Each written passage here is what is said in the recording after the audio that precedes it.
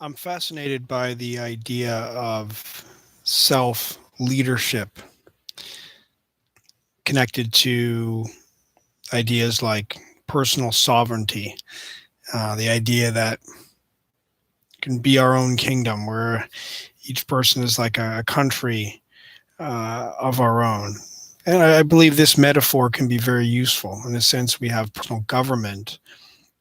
We make policy for ourselves. We negotiate uh, treaties and arrangements with other sovereign people.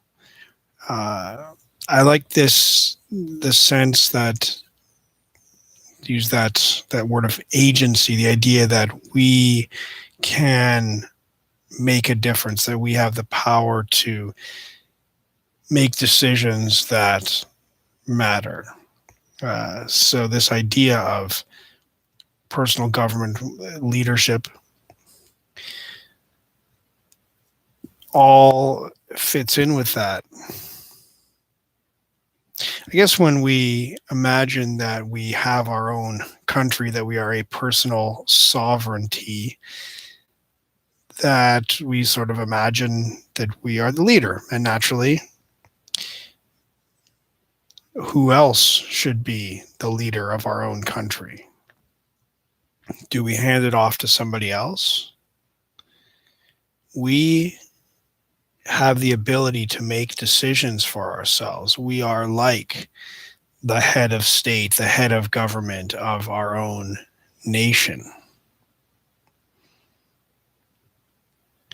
So there's a whole world to explore in applying those metaphors of larger organizations to the conduct of a simple of one person. Maybe simple is not the word. The complexity seems to never end, but of one person.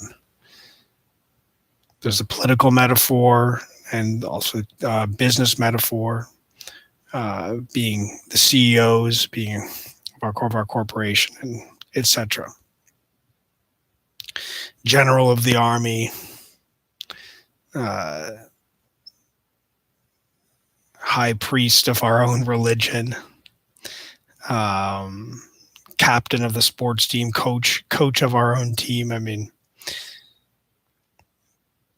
these metaphors, I believe, are all very useful. But we tend to focus on the leadership side, the idea of the head. There's a lot of focus on the head of state, the decision maker, the highest status, highest power element of the organization. And this is understandable because the making of those decisions is really the prime concern. Uh, Generally, it's the most interesting part of it.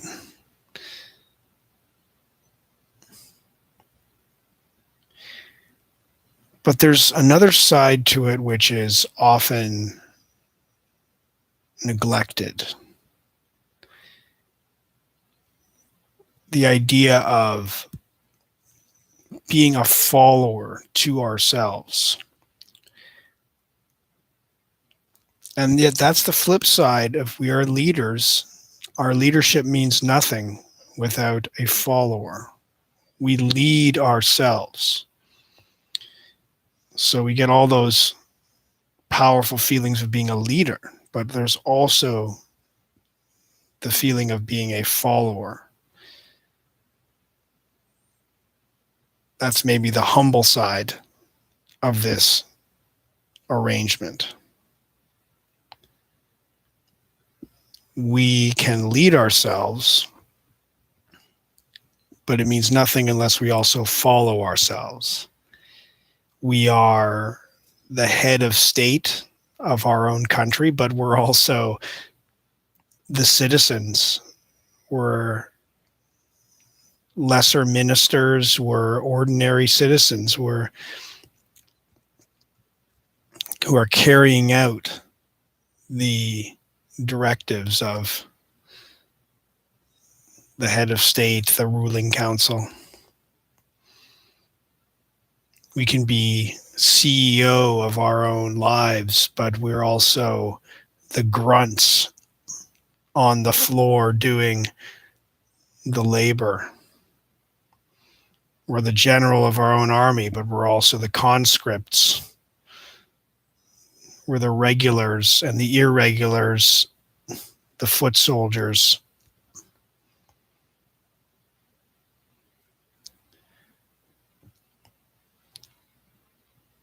And with all the focus on leadership, which is a whole world to itself, the notion of followership rarely gets much attention. But really, if you think of this, if you really think of it as being the inverse, it is the inverse of leadership. It is the other side of the same thing.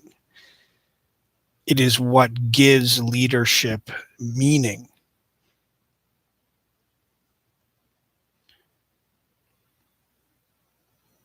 So my thought for today is that it can be useful to think of that side of the partnership, the agreement, the team between the leader and the follower. And that just as we are training to be great leaders of ourselves, we are also training to be great followers of ourselves. Those aspects, doing grunt work.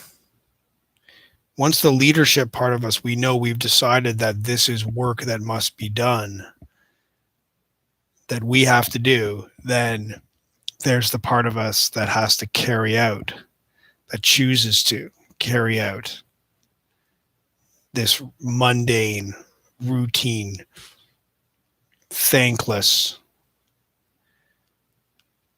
dirty, unpleasant, boring, painful, uncomfortable work.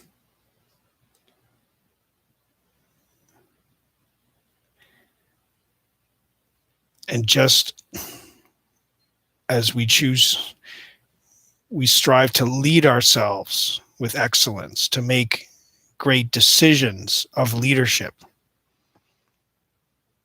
may we also strive to be excellent followers of ourselves, to do these tasks with excellence and with grace, to carry out the project that we are undertaking.